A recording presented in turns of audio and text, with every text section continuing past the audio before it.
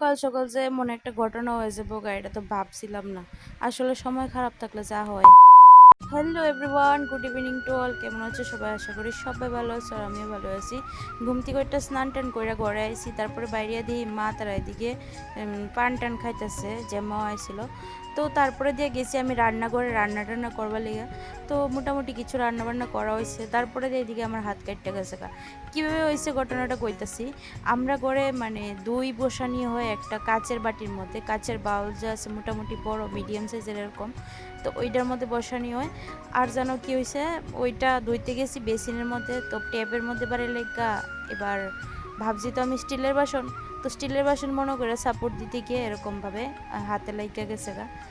আর একদম পুরো 2-3 খানে কাটতে গেছে গা। তো তারপরে দিয়া যেহেতু আসলে ভাইয়ের বার্থডে, তো আমরা গেছিলাম গা কেক আনতাম। আর জানো আমি আজকে ভাইরে উইশ করছি না, ইভেন আমার হাজবেন্ডও করছে না, আমার মারও মন নাই। আর আমার মনে আসলো আমি উইশ করছি না, কারণ হেরে সারপ্রাইজ দিব ওই কারণে আর কি। তো এটা আমি কয়ালাইছিলাম আমার হাজবেন্ডে যে হেরে সারপ্রাইজ দিব, উইশ টুইশ করো না। তো দেখা যাক কি হয়। আর হে এদিকে সেইটা মেয়েটা ফায়ার হয়ে গেছে গা মার উপরে, জিদ দেখায় সেরে গেছে গা স্কুলে। তো হ্যাঁ তো জানে না এরকম একটা সারপ্রাইজ প্ল্যান করে রাখছি। তো বেশি কিছু না, জাস্ট নর্মাল আর কি। ওই কেক লইছি, তারপরে দেয় হেয়ার যেটা নিটা ছিল, তো হেয়ার একটা পারফিউম লাগে। তো এখানে তো পারফিউম পাইতাম না, তো বডি স্প্রে লইছিলাম। তো একটা বডি স্প্রে লইছিলাম বাজেটের মধ্যে, এত বেশি দাম না দিয়া মোটামুটি ভালোর মধ্যে একটা লইছিলাম। তো দেখো আমি এমবাজারে গেছিলাম গা। আর এমবাজারে যাওয়ার আরেকটা কারণ হইতেছে বডি রেটের থেকে কমের মধ্যে পাওয়া যাব। তো এটা দেখো 99 রুপি দিয়ে লইছিলাম। তো তারপরে দিয়া এদিকে লইয়া টুয়ে এসে রায়ে পড়ছি হইতেছে ক্যাফের মধ্যে, ওই কারাকচা যে ক্যাফেটা আছে ওইটার মধ্যে। তারপরে এদিকে লয়ে লইছিলাম পিৎজা, তো পিৎজা টিজা খাই এসে এদিকে বাড়ি চাইতেছিলাম গা। আর দেহ মানে এটা অনিয়ন পিৎজাটা লইছিলাম, রেগুলার যেটা আছে এটা আর কি। তারপরে দিয়ে এদিকে হইতেছে আমার হাত যে কাটছিল দেখো, একটা জায়গা তো মানে ব্যান্ডেডের নিচে 2টা জায়গা কাটছে, তারপরে আরও কাটছে, বা হাতেও কাটছে, এরকম অনেক জায়গা কাটছে। কাছের তো কাটতেই পারে। তো তারপরে দিয়ে এদিকে আয় পড়ছি বাড়িতে, আর প্রচণ্ড বৃষ্টি আসছিলো, বাইরে ভিজা টিজা আসছি, যেহেতু স্কুটিতে আসলাম ছাতি টাঙ্গানির মতো কোনো সুবিধা নাই। আর গিয়ে দিয়ে এদিকে ভাই আছে না পড়তাছে, আমরা গেছি দিকে হ্যাঁ কি খুশি, মানে বুঝতেছে যে কোনো একটা কিছু প্ল্যান আছে এলেগে আইছে। তারপরে দিয়ে আমি এদিকে কেকটা আমি নিজে খুলছি না, হেরে দিয়ে খুলাইছি। তো হ্যাঁ কইতাছে হের কাছে ভালোই লাগছে, দেখ রিভিউ মানে হ্যাঁ রিভিউ দিব কেকটা লয়ে সেরা। তো হের কাছে দিলাম, হ্যাঁ খুললো কেকটা।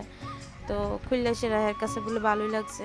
তো আমি তো মানে অপেক্ষায় আসছিলাম হ্যাঁ জানি কী তা কয়। তো এর কাছে বলে ভালোই লাগছে। তারপরে দিয়ে এদিকে কেক কাটিং হয়ে গেল গা। আর কেক কাটিং করবার আগে আছে না কিছু ভিডিও বানায় লইছিলাম, তো এই অনুযায়ী ক্যান্ডেল ট্যান্ডেল দিয়ে আনছিলাম। আর হেরে কইতেছিলাম যে ভিডিও বানাবো, তো এলে হে দেখো কেকটা হাতে লয়ে লাইছে। আর কোন ভিডিওটা বানাইছি তারা তোমরা দেখামো, যদি বুঝা থাকো তাহলে কমেন্ট করে জানাইও কোন ভিডিওটা এটা। আর তোমরা এমন ভিডিও বানাইছো নি এটাও কইও। তো ভিডিওটা বানাইতে আমার অনেকজন লোকের দরকার পড়ছে, আর তারা আমরা ঘরেই আসছিল। তো এর লেগে সবাই ডাক দিয়েছিলাম মোবাইল ধরবার লেগে, মানে ফ্ল্যাশ জ্বলাইবার লেগে। তো আমি ভিডিওটা শেয়ার করুম, এডিট করছি না কোনো। তো নর্মাল ক্যামেরার মধ্যে করছিলাম। তো ভিডিওটা এডিট করুম কইরা তারপরে তোমাদের সাথে শেয়ার করব। আর ভিডিওটা শ্যুট করতে গিয়ে সেটা কতজন লোক আসছিল আমি তোমারে দেখাইতাছি, দাঁড়াও। এদিকে তো আমি হেরে ইনস্ট্রাকশন দিতেছিলাম কেমনে কিতা করতো, আর এই যে কতজন লোক আসছিল দর্শক হিসেবে। আর আমার কাছে মনে হচ্ছে ঘরের লাইটটা অফ করে সেটা ফ্ল্যাশ অন করে সেটা করলে হয়তো ভিডিওটা ভালো রেজাল্ট আইব। তো এর লেগে আমি হেরে ভালোভাবে বুঝাই দিতেছিলাম, আর হ্যাঁ তো বুঝতেই রাজি না। তো ফাইনালি অনেকবার বুঝানির পরে অনেকগুলি ভিডিও লোয়ার পরে গিয়া হইছে, কিন্তু যাও হইছে হ্যাঁ বুঝতে পারছে। তখন আমার কি হয়েছে, ক্যান্ডেলটা জ্বলাইতে গিয়ে সেরা আমার যে লাইটারটা আছে লাইটারের মধ্যে ক্যান্ডেলের ড্রপ মানে ফুটা পড়ে গেছে গা, পড়ে ক্যান্ডেলটা নিভা গেছে, আরে সরি লাইটারটা নিভা গেছে গা। তারপরে আর জ্বলতা ছিলই না। তো তারপরে ম্যাচ আনছি, ম্যাচ আনি না সেরা। তো তারপরে দিয়া ভিডিওটা মানে কমপ্লিট করা হয়েছে। তারপরে এদিকে দেখো কেক কাটিং হয়ে যেতেছে গা, সবাই ক্ল্যাপিং করতেছে। আর তারপরে দিয়ে সবাই এদিকে কেক খাওয়াই দিছিল। তারপরে দিয়ে হইতেছে মা ঠাম্মা সবাই মিলে হেরা আশীর্বাদ করে লইতেছিল।